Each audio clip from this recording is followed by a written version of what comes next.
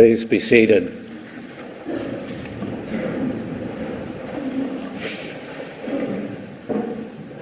We come now to really what is so much the very centre of our being here today, and it's when Rowan's family stand with us, stand amongst us and share their hearts, tell the story of their boy and pay him a tribute. And so they're going to come and speak as they can in these sort of moments, but come they will.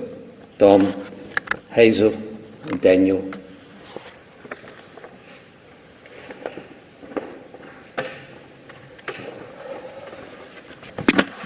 Thank you all for coming today. This is a bit of an impromptu thing, so is Hugh about?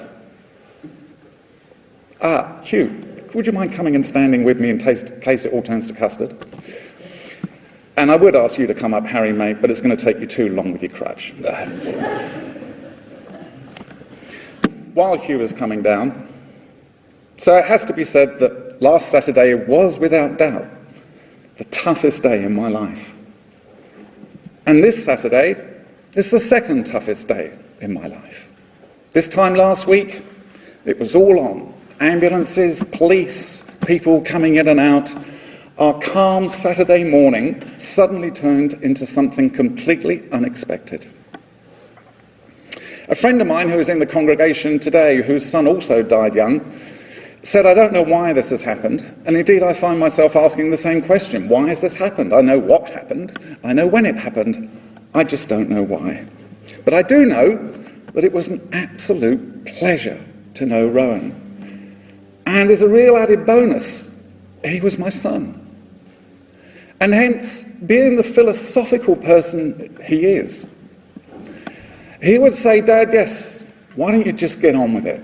So I will. And in fact, my wife and I's Hazel calm life before Rowan was born changed completely when Rowan was born. And to use modern vernacular, boom! Life was never the same.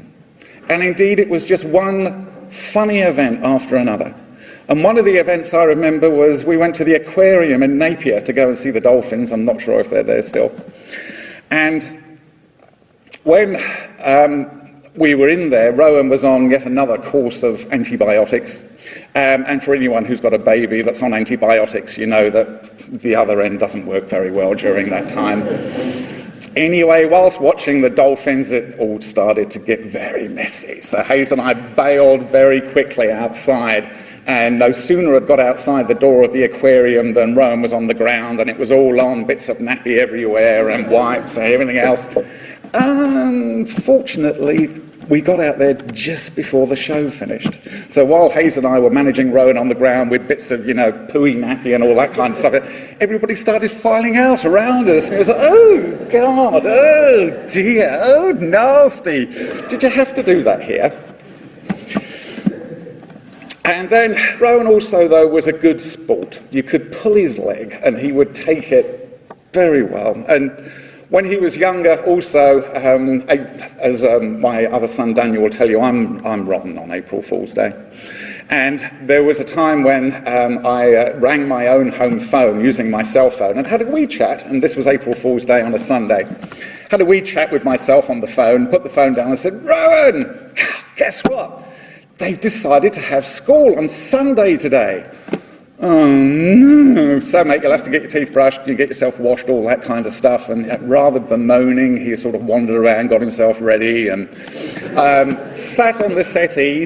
And I gave him a little note and I said, so we'll be taking you in soon. Can you give this note to the teacher when you get there? So he sat there for some time, and I left him for some time, and eventually he couldn't help but think, I wonder what this note says. April Fool. He took it very well.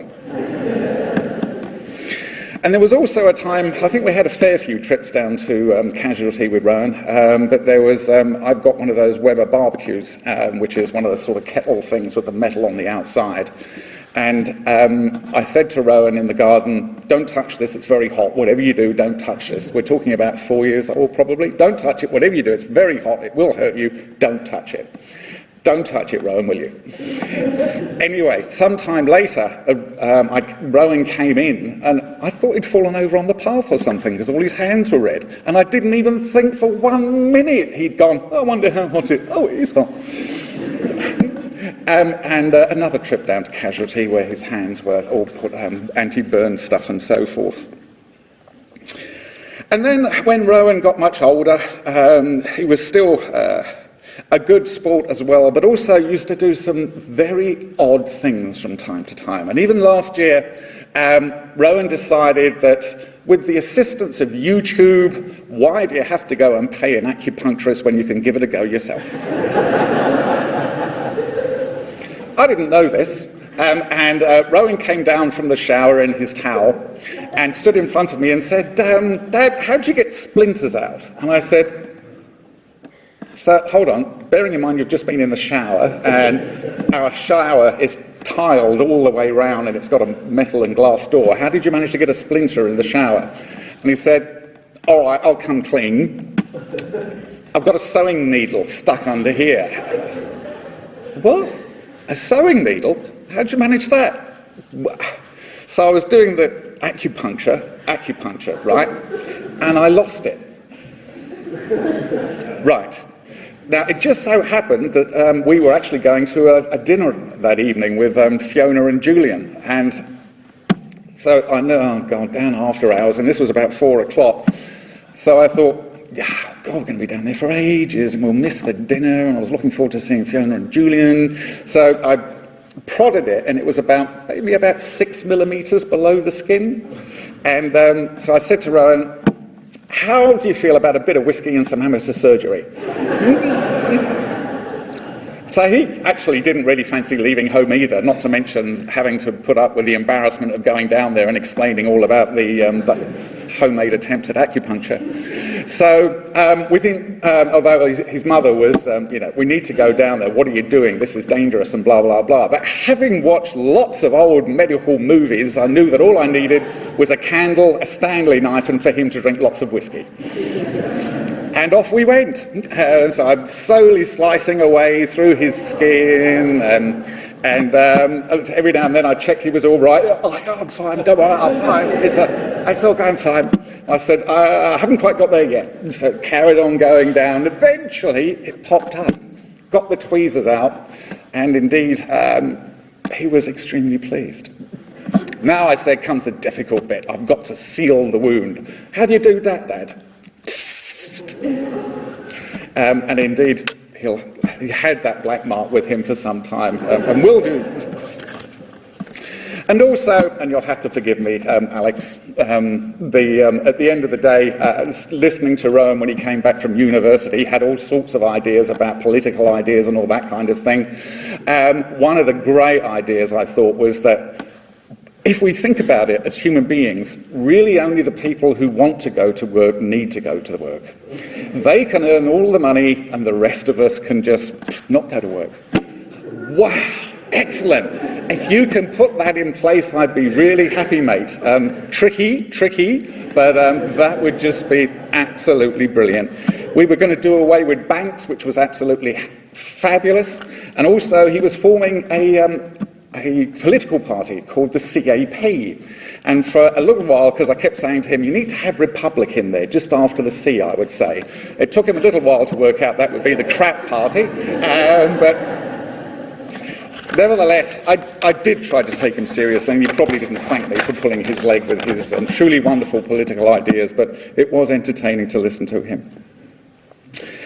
In the last 2 years, Rowan when he came back from university, he was, apart from being a bit despondent, he'd become quite ill while at university and was unable to carry on his time at university anymore.